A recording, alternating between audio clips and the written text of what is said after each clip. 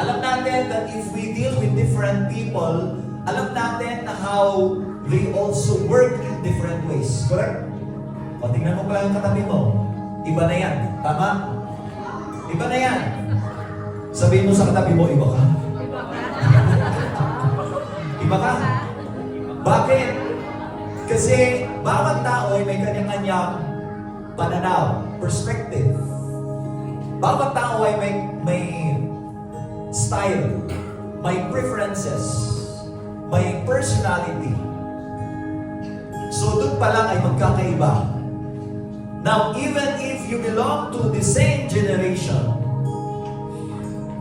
may magkakaiba.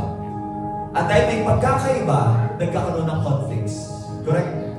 Now, what if ihalo mo pa ang elemento ng pagkakaibang henerasyon? Ibig sabihin, mas madadagdagan ang pagkakaiba, mas madadagdagan ang tendency na magkaroon ng conflict. Tama po ba? Kaya,